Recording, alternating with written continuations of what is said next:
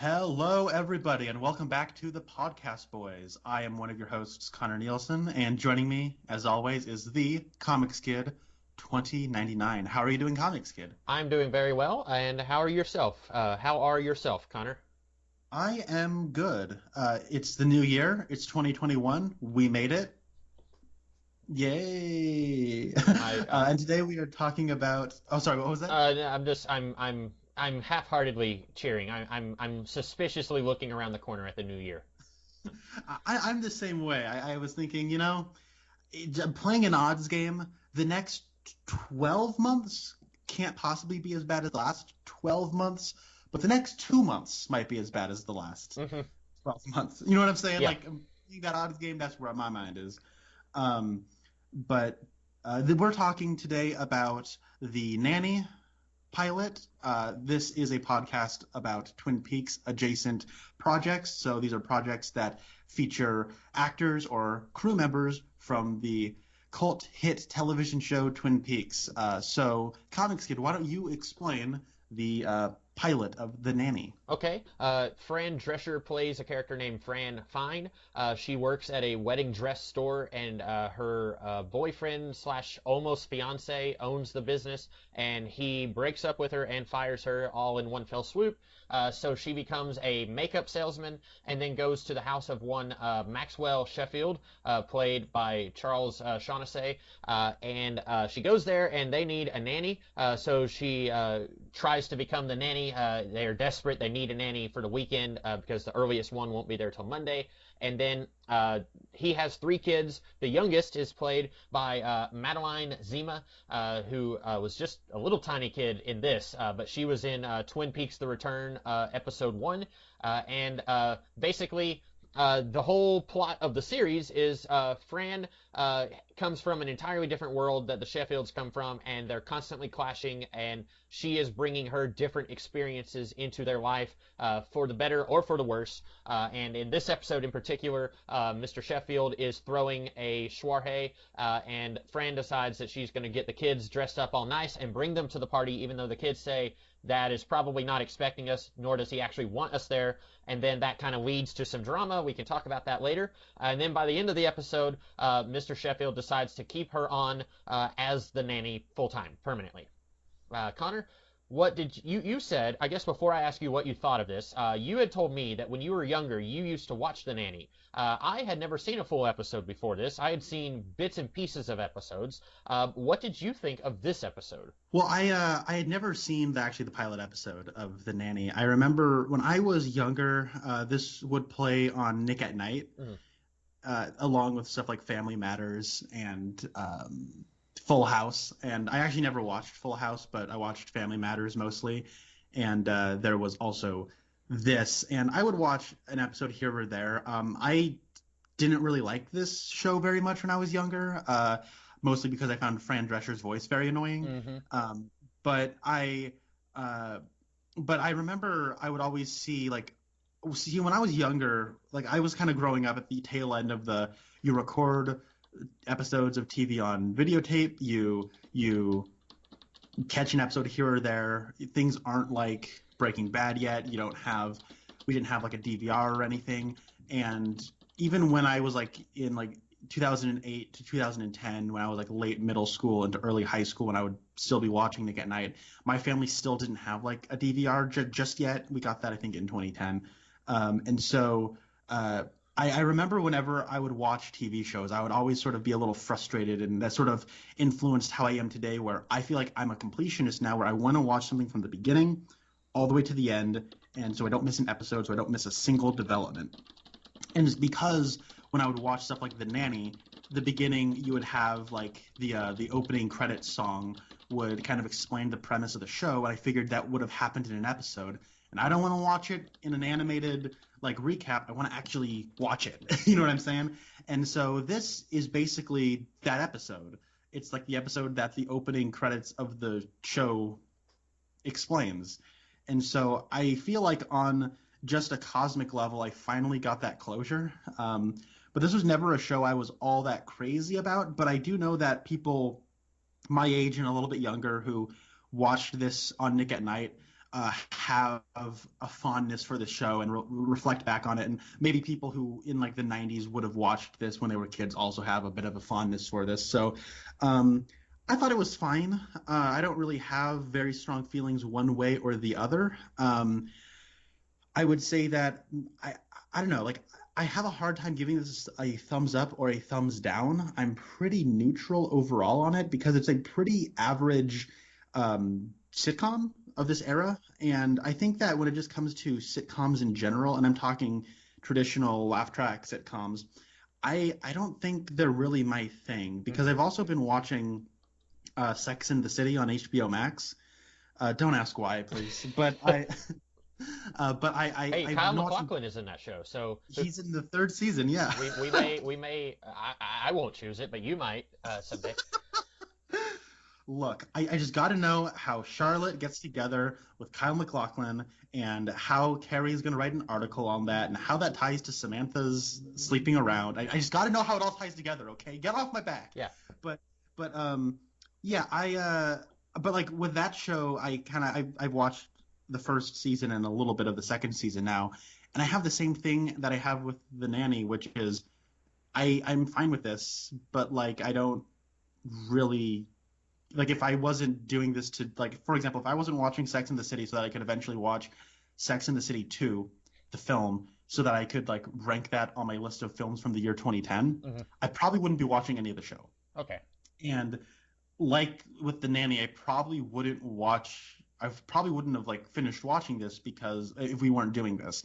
And it's not a finish watching it out of spite. It's just this is fine. I just can think of like 5 other things I'd rather be doing right now.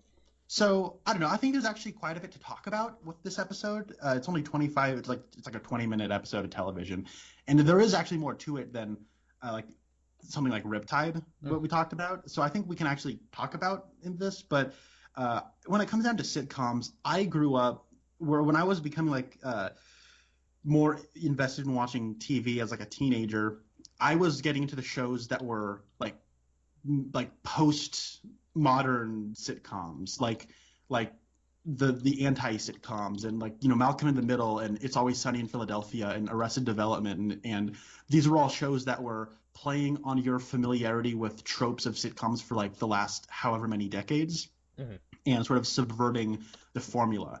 And this is the formula. And so yeah, I don't know. I think there's a little bit to talk about here, but that's my initial thoughts. That went on for a lot longer than I wanted it to. But Comics Kid, how did you feel about the pilot episode of The Nanny? I think I basically agree with you. I don't watch a ton of sitcoms. I won't say that I'm against the more mundane, formulaic stuff. At one time, I was really invested in How I Met Your Mother, and that is a laugh track show. And I feel like, in general, I despise laugh tracks. I hate it when the producers or whoever thinks that we are not smart enough to figure out when we are supposed to laugh, and so they have to remind us with canned laughter. But there are shows that have laugh tracks where I honestly forget that they do because I am genuinely laughing. I know a lot of people really don't like the show Friends. They think it's really basic and it's just, very bland, and that's fine if you don't like it. I really enjoy Friends, and that's a laugh track show. But then I really despise The Big Bang Theory, which is a laugh track show. And so I agree with you on the laugh track thing. Other than those couple shows, I like Scrubs. That's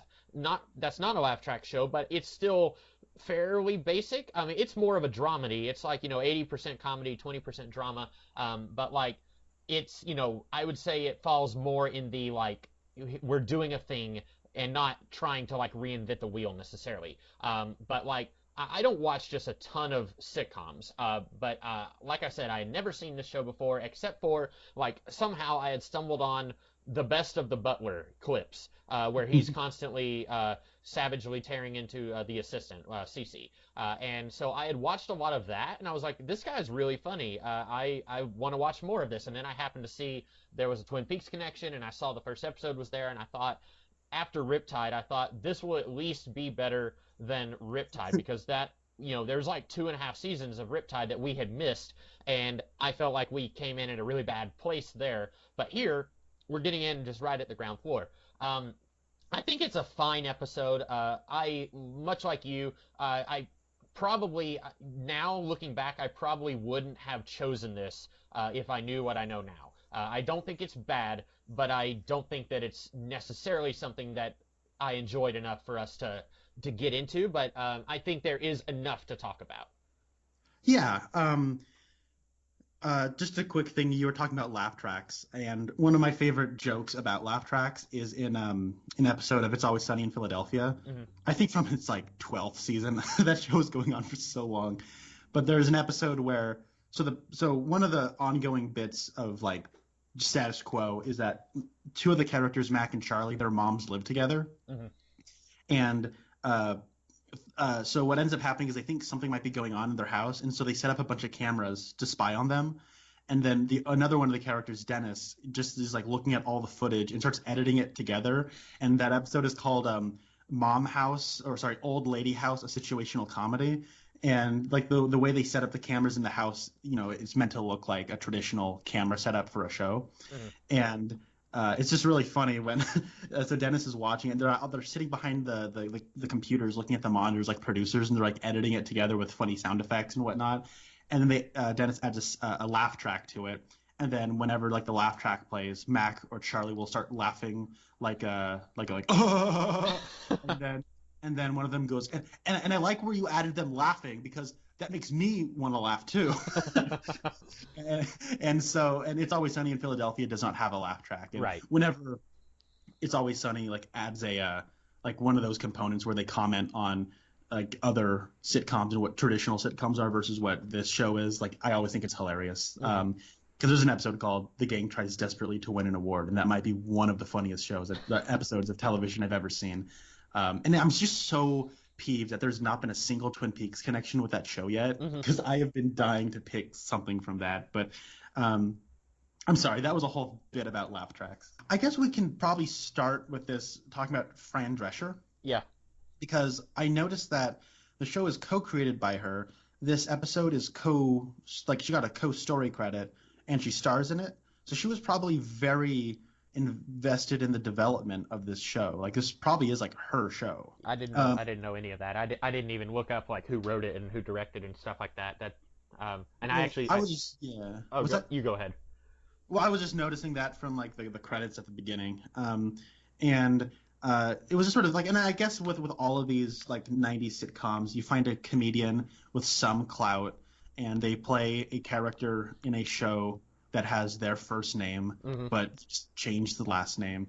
Like Home Improvement does the same thing, but I don't know how many of these other shows have like the main person as involved in the development as Fran Drescher is here. Hmm. And when I was younger, I found her voice very annoying. And yeah, her voice is sort of by design supposed to be a little annoying. It's kind of part of her performance. But I was actually more impressed with her here than I was as a kid, because I felt like I've seen a lot of people try to do impressions of her to lesser success. Hmm. And it was sort of like I got the wool pulled over my eyes sort of a thing where I was like, is Margot Robbie as Harley Quinn just doing a Fran Drescher impression? Like, is that actually what this is? Because it almost feels like calculated to be like that. I don't know if you got that vibe, but I was actually kind of impressed with her. Yeah. I don't know. It's hard for me, like in a sitcom, to say like so and so is a good actor, because occasionally you can have like really good, like heart-wrenching stuff that's like, oh, that person's actually good. Like there's an episode of How I Met Your Mother where somebody lost a parent, and you're getting to see some actual like tear-jerking stuff. Most of the time with sitcoms, it's really like I don't know, like with Cheers. I don't know if you ever watched Cheers, but like Ted Danson, apparently he said he is nothing like the character of Sam Malone, and he wasn't sure if he would be able to pull off acting like Sam Malone. And so there is a degree of playing pretend in a sitcom. It's not just say a funny line and then the audience laughs. But I don't know any of these people, and so I don't know how good they are at playing a character and how good they are at not being themselves. So it's hard for me to say any of them are good actors, because the closest thing we had to someone I recognized was James Marsden. I don't know if you noticed him, but He did. And He he's credited as Jimmy yeah, Marston. and I saw his face because for anyone who hasn't seen the episode, the oldest daughter, she is like a wallflower. She says her favorite color is beige, and then Fran Drescher's like, we're gonna get you in a nice dress. People are gonna look at you, and you're gonna become the talk of the town. And then she ends up making out with the guy who serves food or whatever, and he's played by Jimmy Marsden. When I saw his face as he ran out the room, I said, I know who that is, but I can't place the name, and so I had to look it up. And I was like, oh, it's him. It's Cyclops, who, by the way, in the last 20 years, I don't think has aged at all. Yeah. He looks great for, I mean, maybe he just like, I don't know, in like 10 years he'll look really old, but right now he looks good. But yeah. He'll turn into that guy from Last Crusade where he'll just start aging. But yeah, I don't know Fran Drescher from anything else. Did she have like a stand-up routine or something before this? I think she must have, but I know her from the Weird Al movie UHF. Oh yeah, you've told me about that. Yeah. I think this is just kind of her playing into her shtick. And you're right, like there is like I don't know how good of actors they are, but just as far as an entertaining screen presence goes, like she's a little grating, but like she is compelling enough as a presence. Yeah, I would say so. If I don't want to cut you off on her, but I did want to talk a little bit about Max Sheffield, the other lead, the romantic lead, I guess. Oh yeah, no, if you want to go to him, yeah, go for it. Well, I think he's a really awful character in this episode. He might be better in other episodes, but of course, he needs a nanny, and he's a single dad, and he's trying his best, I guess. And then she comes in. Like the kids tell her, Dad doesn't want us at this party, and she basically says, "We're going to the party because you're his kids, and families need to stick together, and it's about family. That's what makes it so powerful." But then she comes in, and everyone is like, "Ooga!" Eyes popping out of their head. It's like, look at the dress, wow! It's like it looks like a live action version of like the Jessica Rabbit dress, kind of. Yeah. But and then she's like, "Oh, by the way, your kids are coming to the party," and he's like, well, this is just unacceptable. Kids can't be at a party. And then, like, he works somehow in the entertainment industry. I don't know if he's a producer on, like, movies or TV shows, but he does something in entertainment. And then right when he's about to tell his kids to get out of here, one of the people who he's trying to get money out of, because it's a fundraising type party, says something like, hey, family is really important. And then he's like, kids, get together for a picture. So he's basically just using his kids for his own, like, ends. And then he's mad at Fran Drescher for bringing them to the party after they likely got him quite a bit of money. And he's like, this is all your fault. You told her to dress up. And like, I will say, I think that the drama of a father who lost his wife and then he doesn't want to lose his baby girl, that's pretty good. That's something you can work with. I like that. Okay. But I still find him to be a pretty reprehensible character in this episode. Yeah. Oh yeah, that's like sort of the thing about sitcoms that is sort of the tug of war where you need to have the drama, but you also need to have the laughs. Mm-hmm. And in situations like this, it just makes a character look bad when you want like he's sort of the straight man to where like Fran Drescher and Niles and all of them can sort of be funny in their own unique ways, and he can just sort of be the person to set them up for their home runs, right? And like also like the whole business with like his assistant, what's her face, Cece, mm-hmm. and all of that stuff's a little like unethical as well.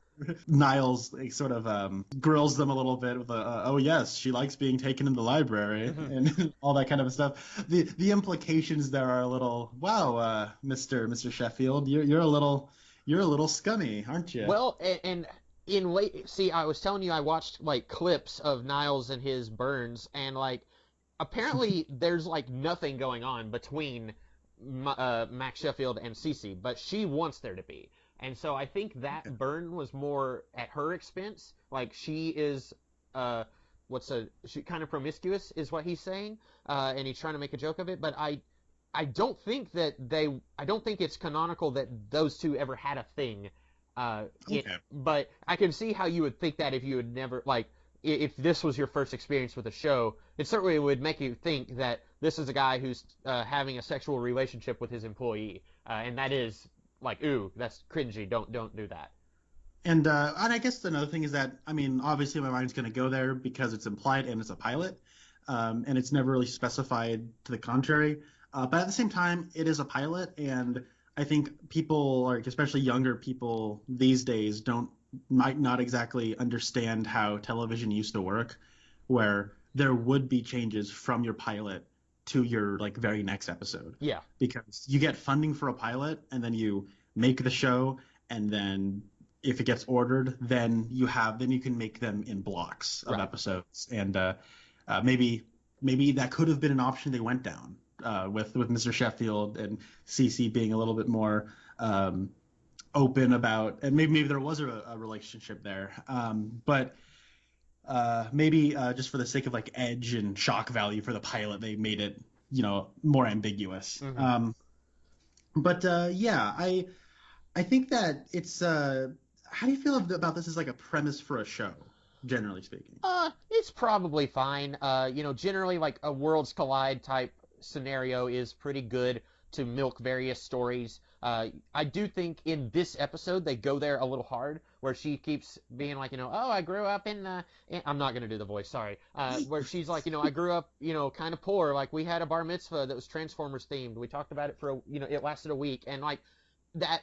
I feel like they could ease up on it a little bit, but at the same time, if you do ease up on it, then you don't have much of a premise. So you want to constantly be having her be a fish out of water, and also have them be reacting to her doing stuff different. Like she comes to breakfast in a bathrobe, and they're all dressed like they're on a yacht, and it's like, haha, she's poor, they're rich, and that's kind of what the show is. And so I understand the need to do that, but I don't know if I would say it's compelling enough to make me want to keep going. I get that. Yeah, it's interesting because it's one of those things where you have to ask the question of like, okay, what is like your formula for an episode? Mm-hmm. Is like at the end of every episode, the nanny by her blue collar upbringing, is she gonna teach these kids a lesson every episode? And it was just kind of interesting that so Mr. Sheffield, or as Fran Drescher calls him, Mr. Sheffield. Oh my God, that name is forever engraved in my head. When I was a kid, I just heard Mr. Sheffield, and it's like, oh my God, that annoyed me more than anything as a kid. But Brighton, so he has 3 kids. There's the oldest daughter named Daughter. There's the middle one who's a boy named, I think, Brighton. Mm-hmm. And then there's the little girl who I think is named as Little Girl. Yeah. And because they say the name Brighton at least like 5 times, so it's like I can remember that name. And so he learns a lesson in this episode that, hey, when you're older, your dad's gonna have to live with one of you, so somehow being nice to your sister is gonna make him not want to stay with you when you're older. And I don't get how like a 10-year-old kid that convinces him to do anything, but okay. Well, and like maybe that's true when you were poor and like you have plastic on your furniture. Ha ha, get it? They have plastic on their furniture. But like these people are richer than God. Like Mr. Sheffield will probably still be living in this mansion when he's 95, and he will just have lots of servants taking care of him and relieving him for him. And like, he won't have to move in with a kid, Like they did it as a callback. Like later on, he says, daughter number 1 is mad at me and not talking to me, but Brighton is being rather attentive. I don't understand. And of course she knows, and the audience knows, because she told him earlier, be nice to your sister. It's still confusing. They laugh, and then I know to laugh. Yeah. But it's still confusing because, no 10-year-old boy is going to suddenly say, you're right, I'm going to start thinking of the future because I now understand object permanence. Like, no, they don't. And like, and like a kid is not going to want to think about their dad, old and infirm, moving in and, that's just a cheery thought, isn't it? But like, and they play it as a laugh. And I want to talk more about the humor later, but like, yeah, you go ahead with what you were saying about that. Yeah, that's what I was going to say, but like, about Brighton. But so like the lessons that she teaches is like, hey, an older daughter, come out of your shell a little bit more. You got to learn how to develop your own style. And it's like, that's a good message, right? Mm-hmm. When you're a teenager and you're trying to figure yourself out, it's important to sort of act out a little bit, or like, try on new clothes, so to speak, just so you know how you are in those clothes. Mm-hmm. And yeah, I don't know, that's a fine message. And then the little girl learns something. She learns how to speak a full line without flubbing her line. So that's mean. I'm sorry. Madeline Zima is probably the most successful out of all these children. Yeah, I'd say so. She But might even be more successful than any of the other actors on the show. I don't know. that's true. But I joke because she's like very, very little. And so it's like, I'm not going to. She's like, how old is she in this show? Like maybe 3 years old? Like, Pretty young. This episode aired in '93. It feels older than that. This feels like it would have been in the '80s, but this is '93, and she, hold on, sorry. I'm on the Internet Movie Database page. She was born in '85, so she was 8, but she acts and looks younger than 8.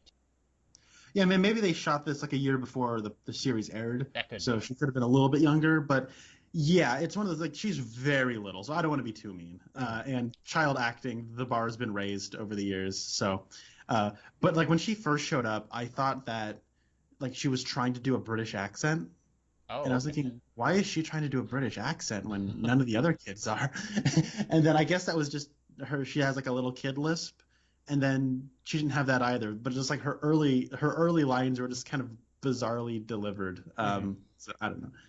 I I guess since we're talking about the kids, I think that I like the oldest daughter the best. I liked the subplot of she's kind of introverted, and the nanny's trying to like get her to come out of her shell a little bit.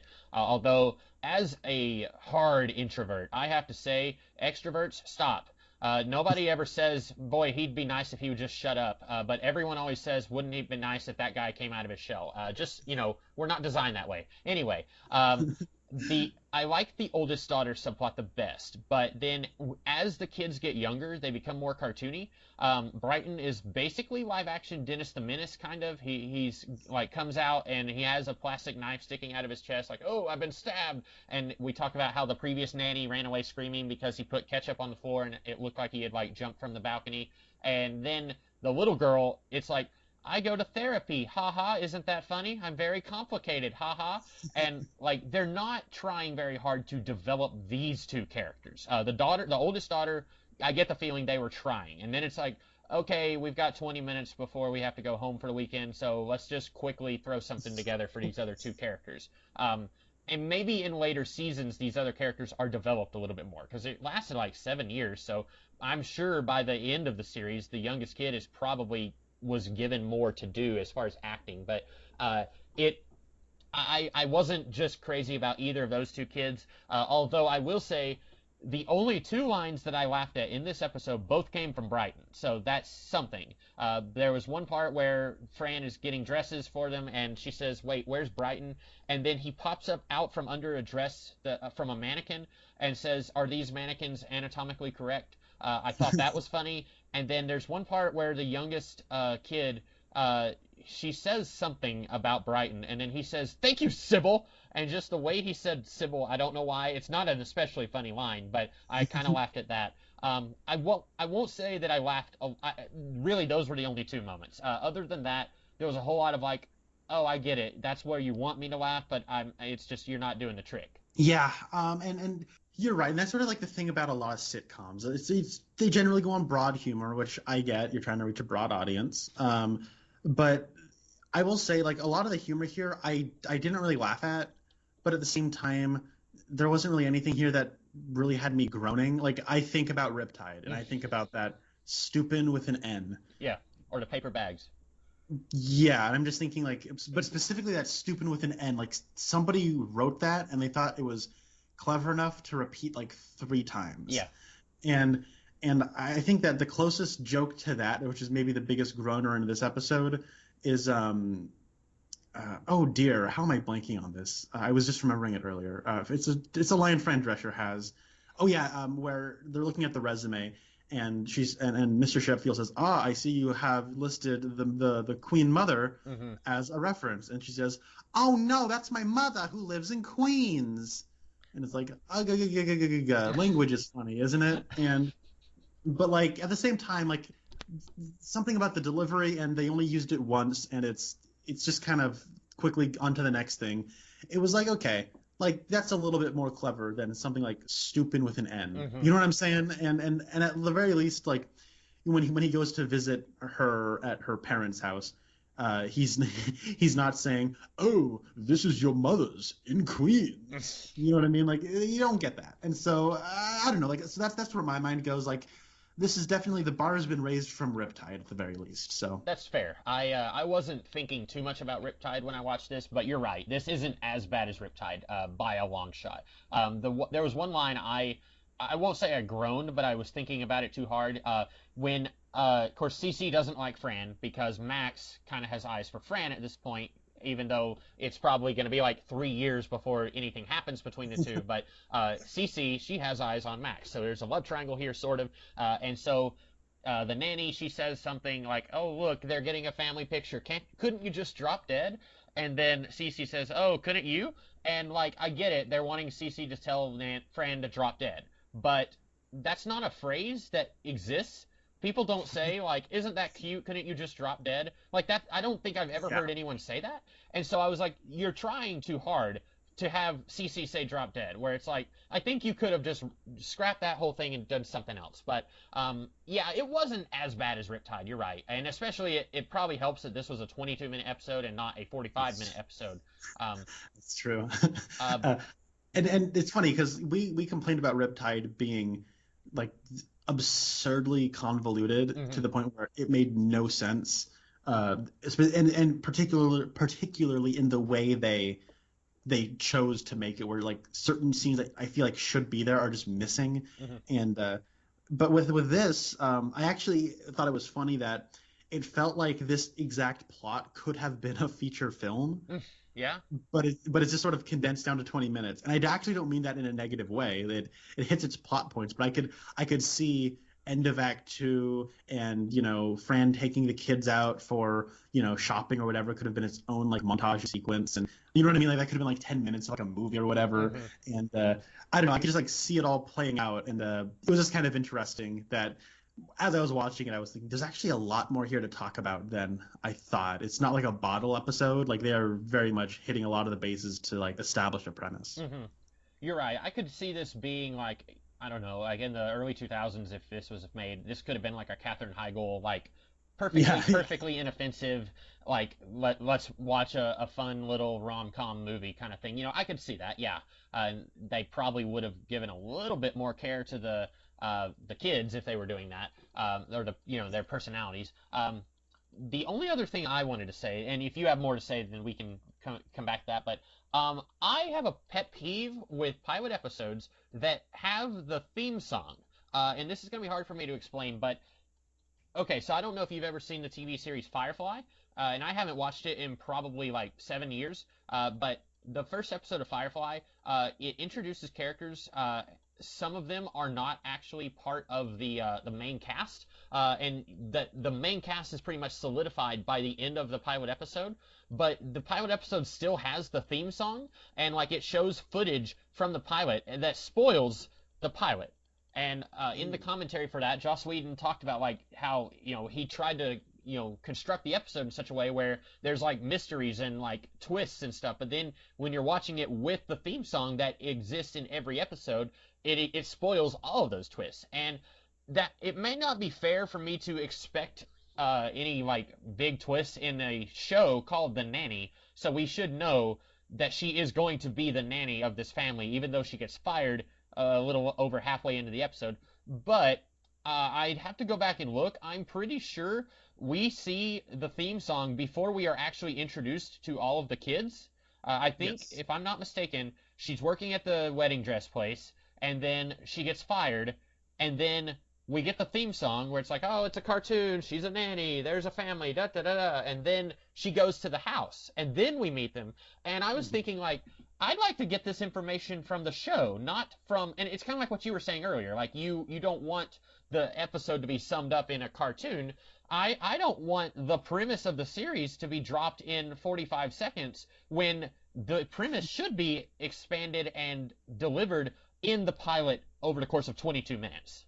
That's true. You know, I get that. Yeah, can we talk about the cold open too, by the way? Yeah, sure. Because I guess like more than anything, like in retrospect, I guess I am grateful that it is, I guess, as weird as it is, because as it was happening, I thought that her fiance slash boss, or her almost fiance slash boss, is like just kind of playing around with her, because like the delivery sounds like, you know, if you're in a long-term relationship, you have like banter and you have like, you know, you can joke about kind of those kinds of things about, oh, I'm actually seeing somebody else and you're fired. You know what I mean? Like I can, like, I don't know, with girlfriends, I've had those jokes. You know what I mean? Where, but and so like it's played for comedy. So I thought, oh yeah, they're just playing around. And then she's like actually fired. I went, oh, that's what kind of show I'm watching. And then the thing kicked in. So yeah, I don't know. That was just a thought I had. Yeah, and I can see what they're doing. Like they want to have the inciting incident happen just as soon as they can. They don't want to waste any time on this guy who's not going to be an actual character in the show. I can see that, but it's really weird where he just like walks into frame and she says, "When are you going to propose?" And he says, "I'm seeing someone else." Like that's, you might think I'm joking. That's basically the pace of how it went.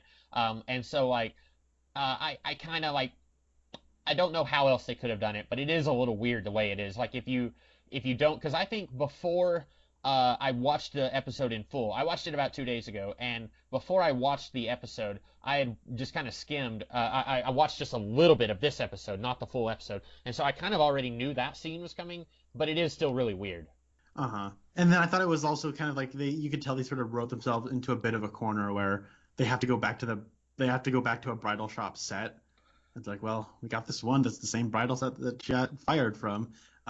Where is my ex? Oh, he's not in right now. But that was weird because it looks like a different set though. Like it's got her friend is there, but like it doesn't look like the same set to me. Like when she's fired, there's like windows where you can see outside. And then later when she's there and the kids are trying on dresses, I didn't see any windows, but it's still the same friend who was there when she got dumped and fired. And so I didn't know. I was confused. I thought that was a different set. Oh, I figured it was the same one. It's probably supposed to be the same business because the friend is there, but it's not the same room in that business, I guess. Well, I thought it was the same. Everything. Oh, I maybe if I went back and rewatched it, I might notice that. I don't know.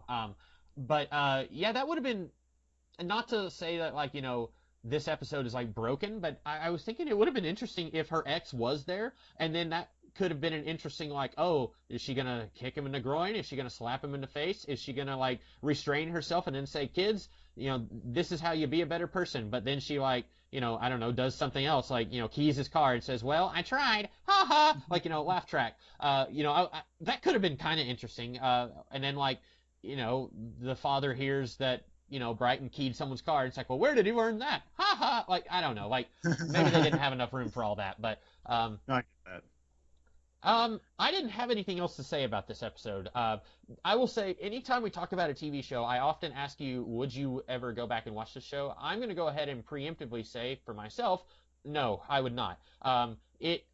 When I said earlier that I've watched clips before of like the Butler, and watching those clips, I think the Butler is hilarious, and like his back and forth with Cece is some of the funniest stuff that I had laughed at like in weeks. But then watching this, I was like, this humor is just so like there. It's flatline. I'm not laughing except for like 2 moments. Like it's not bad, but I wasn't just like this did nothing for me. We were talking earlier about like sometimes something can technically it's doing what its story is supposed to do, but it's just not packing an emotional punch. And this, a sitcom is supposed to make you laugh. This didn't make me laugh.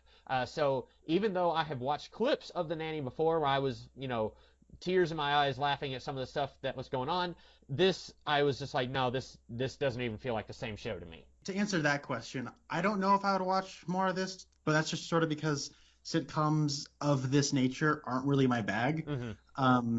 There's no Carl Winslow, all right? If there was Carl Winslow that I could have a headcanon where he's off doing Die Hard. Yeah. when he's not dealing with Steve Urkel. No, I'm just kidding. But I will say this much about a pilot.